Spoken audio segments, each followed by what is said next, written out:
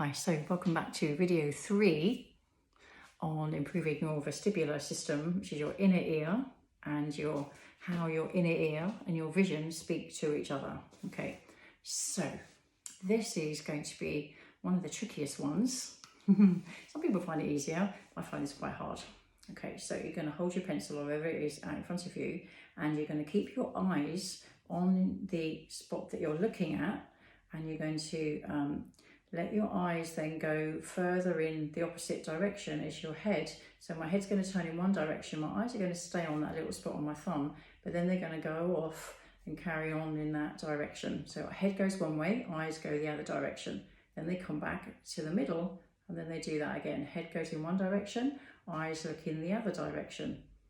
So what people tend to do is kind of turn or tilt their head a little bit, drop their chin, or go to like, oh, what's going on? So just notice what you're doing. Eyes are going one direction, head's going in the other. So you're separating your eye movement from your head movement. You're looking all the way that way and your head's turning in the opposite direction. And then see if you can do it the other way. So head goes one way, eyes go all in the opposite direction. It's going to look a bit weird on camera. You'll be seeing what my eyes are doing if they really are going in the opposite direction, and your right eye, my eyes are trying to follow my head, your right eye might be very different to your left eye. And we're going to see that if we can go up and down. So my eyes are going to go down as my head goes up. So I might put my hand down for that one. So my eyes are going to go down as my head goes up, come back to the middle. See if I'm trying to look at my chin while my forehead looks at the ceiling. And then my forehead's going to look down at my knees while my eyes look up at my hairline.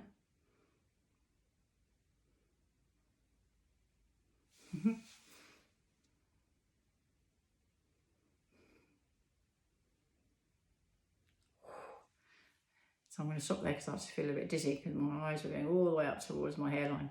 So then see if we can do that on the diagonal. So if you go to the diagonal, so if you're looking towards, if you imagine there's a line on the diagonal, and then just stay there, and then your eyes look up as if they're following the line up the top of the diagonal, and then come back, and then see if you can do that again, going up there.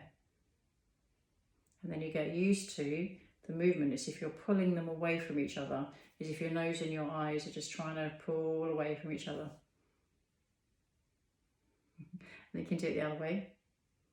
So I'm going to go down to looking towards my shoulder first, and then take my eyes up, and then bring them back, and then try that again. This side's much harder.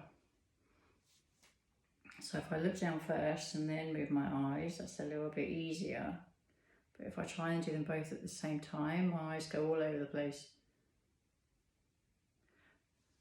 So take it slowly. Don't feel that you've got to do it perfect on the first go or the second go or even the 10th go or even the 20th go. You're just practicing, okay? So give yourself a break. Don't be so hard on yourself. There's lots of muscles around here, around the eye. So if you spend a lot of time looking at a screen for work, the muscles around here will be very tight and overworked, and the muscles around here won't be as tight and overworked. And this becomes your world. So every time you try and look away and look into the distance, your eyes have trouble focusing. It's like a little camera lens trying to focus, and it just focuses on this because that's all it knows. You're practicing this, but now we want you to do more. We want your eyes to really notice where they're looking, what they're seeing, how they move in different directions to help your balance system, help your vestibular system.